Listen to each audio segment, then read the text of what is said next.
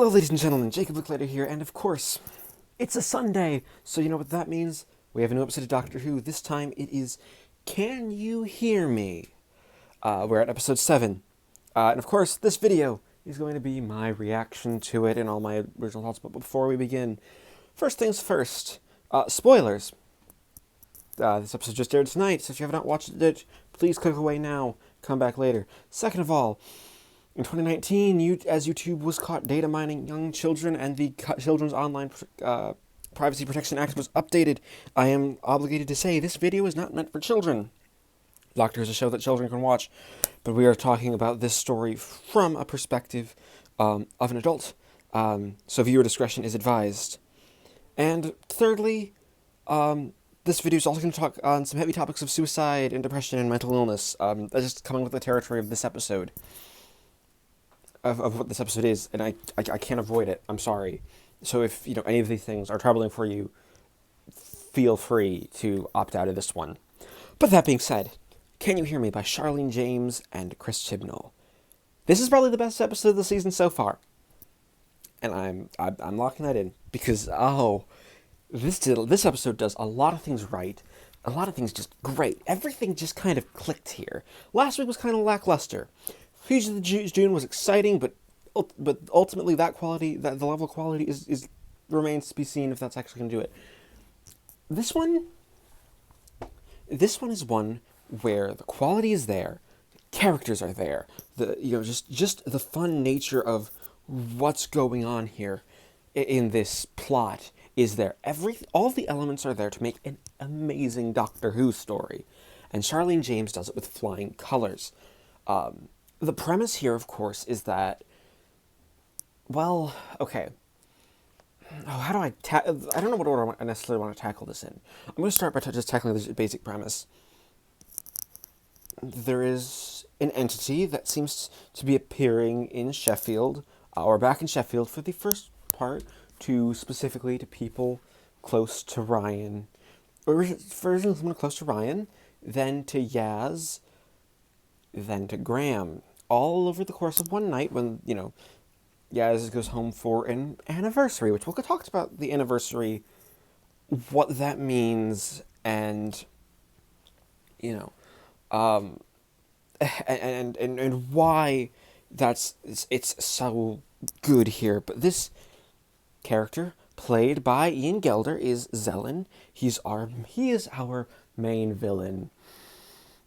He is the best villain of the season so far. He's better than the Dewan Master. He's better than the Jadoon. He's a great villain. Mainly because Charlene James and Chris Chibnall do something that with this character that many people have been wanted Moffat to do. They wanted Davies to do, and that's they knock the Doctor down a peg. We firmly establish the Doctor. She's incredibly clever here. Whittaker does a great performance, and she's clever in the way she beats him, and does it kind of smugly. But with a story like this, it's put right in the viewer's mind that the Doctor is, and something that the series has been doing pretty well overall, but this one sort of cements it, that the Doctor is no longer the highest authority. Because Zelen is an Eternal. Yes. We're bringing back the Eternals. Okay, yes, they don't outright state that he is an Eternal, but he's definitely an immortal being from outside our universe, i.e., and they specifically name drop the Eternals, the Guardians, and the Celestial freaking Toymaker. All concepts in Doctor Who that I adore. I genuinely adore, and James does a great job of just bringing them in, setting this guy up as a threat. Like, he infiltrates brains and just sort of just causes them into work spheres. Like, there's this montage straight out of The Mind of Evil where we see, the Doctor, Yaz, and Graham's worst fears. The Doctor, Yaz, Graham's, and Ryan's, all the worst fears. Ryan's is perhaps the most impactful because it shows development over the season, reacting to, oddly enough, Orphan 55. His fear is seeing his friend stuck in a room in a depressed state while the world is literally burning, and the dregs show up, just sort of visually telling us he fears what's potentially going to happen to the Earth. That is his big fear. Because his friend is going through stuff, and he wants to help. His friend's going through mental stuff. Probably some sort of an anxiety disorder. It's never stated. mental illness is a big theme in this episode, and what's done really well is that it's done subtly enough that it's never quite stated, oh, this character has depression. James is realizes that the viewer is smart enough to understand what she's going for. That these are what these characters has. There's Yaz's plotline in particular is great. Like there's this, you can read so much into it that, and this is basically a story where the Eternals, the Eternal villain, is essentially partially an allegory for mental illness, and it's done really really well. It's sort of the because mental illness is kind of like that. It is this. It's something where there isn't, it's not perceivable. It's all powerful, and it can very easily ruin. It could very easily ruin someone's life until someone asks for help. People have to ask for help and eventually overcome it with help and with the help and support of others, and that is an amazing message. And I think it's just something that really comes across strong in the episode. It also just handles it tactfully. I could not imagine. This is very much. It's like Vincent and the Doctor did. Vincent and the Doctor. People are complaining this doesn't do as well as Vincent and the Doctor because here's the thing with Vincent and the Doctor. It's specifically talking about one man with one case of depression. And it's also bringing history that of the people read Vincent Doctor's depression isn't beatable because Vincent Van Gogh obviously had his fate. This is a much more positive message, but it's a positive message taking the severity of what it messages. Yes, there is hope, and the hope is something you grasp at for your life, and that is amazing.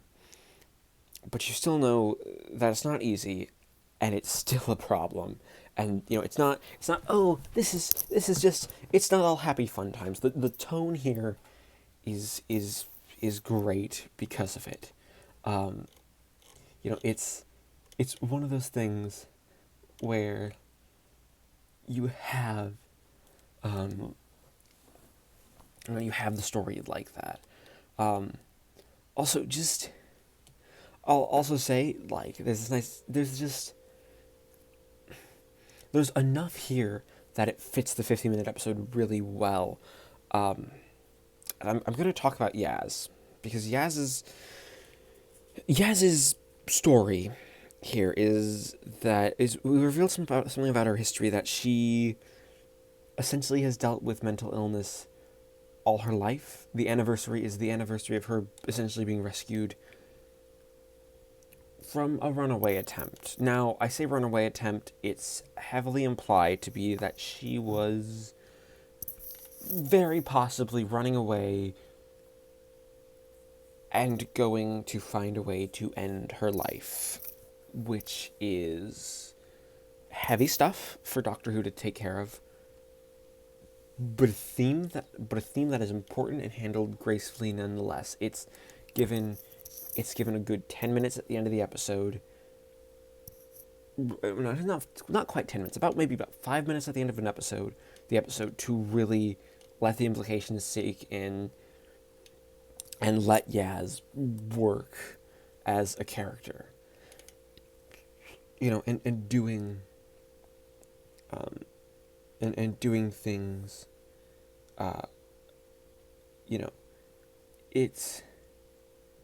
it's one of those things,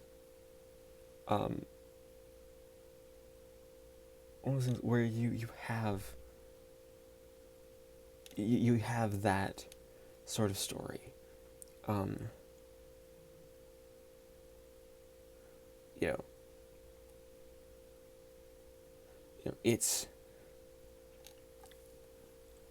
It's not like everything is totally happy, but it's there. I'll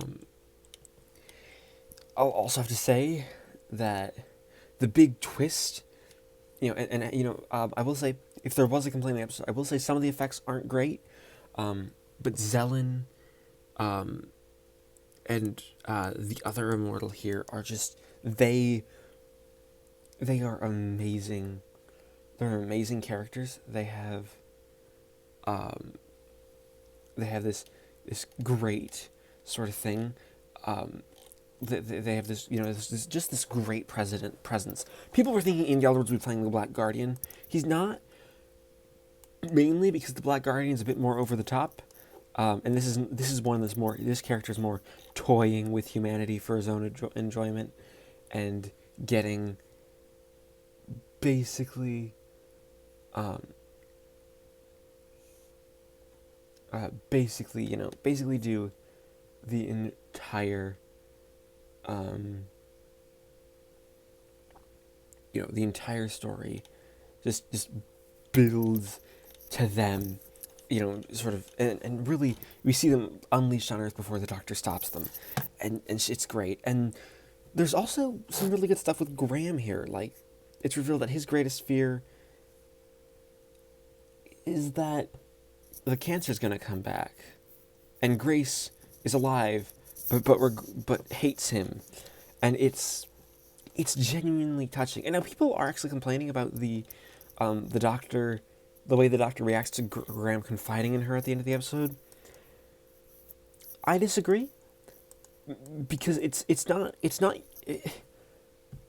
a cliche "I'm there for you" response. It's the Doctor as a character very much saying, I understand your pain. I don't entirely know how to respond to it because I'm not a human being. It's alien, but it's something that, that the character is really, really solid. It's one of those things that builds to it, and kind of ends, and it's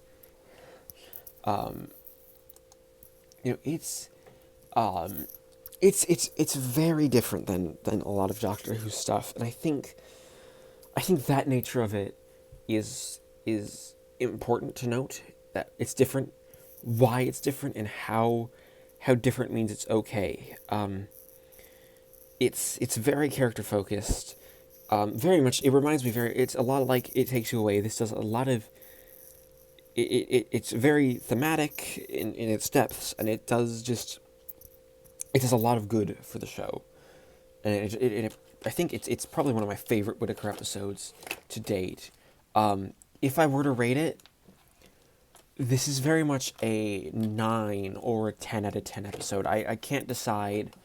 There are a couple of things. Again, the effects do kind of let it down in places, but overall, the direction from Emma Sullivan's great. The script is great. The acting is great. It has a lot of great things to say, and I think you should give it a shot. But that being said, do you agree with me? Do you disagree with me? Please leave a like, comment down below. Let's get a conversation going, and subscribe and hit the little bell so you receive notifications. And join me next time. Marathon videos will be continuing this week, at least with the boy that time forgot. Probably then Time Reef, and then next Sunday we have an adventure with Series 12 that I'm not looking forward to because it might be screwing with Big Finish canon, but that's okay. I'll still give it a fair shake.